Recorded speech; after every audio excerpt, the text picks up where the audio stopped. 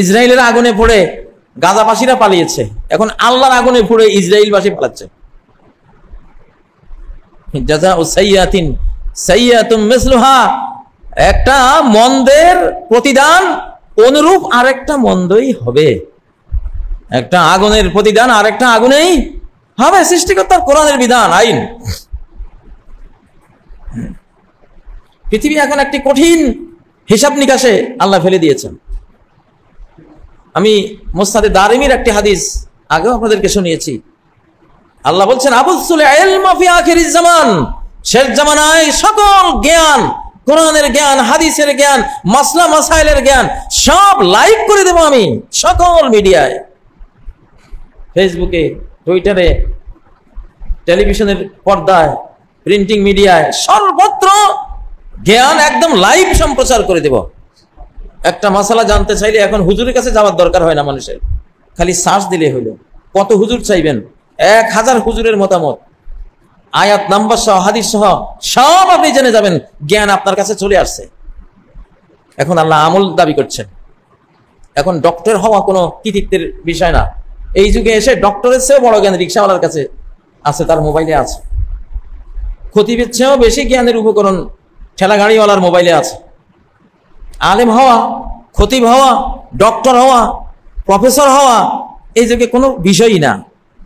এটা এখন অ্যাভেলেবেল, সবার কাছে জ্ঞান আছে। বিষয় হলো 2 রাকাত তাহাজ্জুদ কে পড়লো আর কে পড়লো না, এটা হলো বিষয়। এখন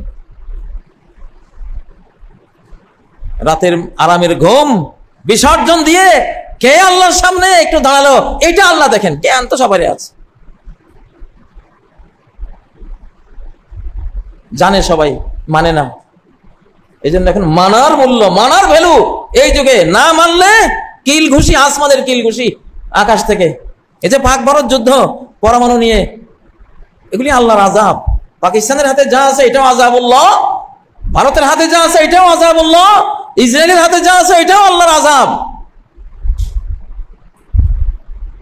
এই যুগের মানুষ আমরা কতটা পাপী হলে এত বড় আযাব জমিনেই আল্লাহ নামাই দিচ্ছেন। মেয়ে লোকগুলি কিভাবে চলে দেখেন না? শাস্তি একটা যে পাওনা হয়েছে, শাস্তি সাজা একটা যে পাওনা হয়েছে, আমাদের মহিলাদের আচরণ দেখলে তো বোঝা যায়।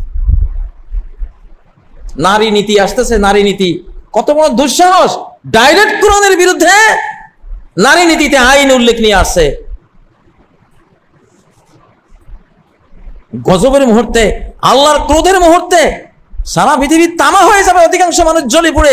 সেই মুহূর্তে কোন সাহসে এসব অভিশপ্ত আইন নিয়ে বাংলাদেশে কথা বলো? বিগত 1 শতাব্দীর এইসব সকল আইন অভিশপ্ত আইন, এগুলো কোরআন বিরোধী সব আইন অভিশপ্ত আইন। এই অভিশাপে ইসরায়েল শেষ হয়ে যাবে, এই অভিশাপে ওদের অর্থনীতি শেষ হয়ে যাবে, এই অভিশাপে যত সংঘ আছে, বড় বড় সংঘ, বড় বড় পরিষদ, বড় বড় শক্তি পরাশক্তি, একটাও থাকবে না। ওই অভিশাপের সব সারখার হয়ে যাবে।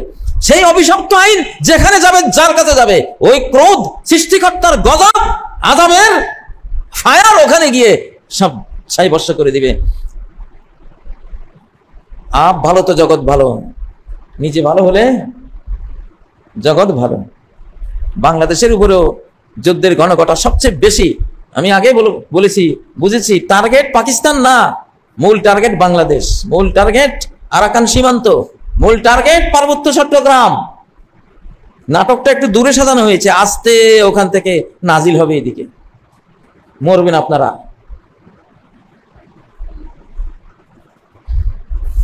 তাড়াতাড়ি ঠিক হন, সময় পাবেন না। আল্লাহ বলছেন, আমি জ্ঞান সবাইকে দিয়ে দেব। হাত্তা ইয়ালামাহু আর রাজুলু ওয়াল মারআ, নারী পুরুষ সবাই জ্ঞান পেয়ে যাবে, সবাই জ্ঞানী। বিনা ডিগ্রিতে সবাই এখন ডিগ্রি পাস, ইসলামের ডিগ্রি পাস।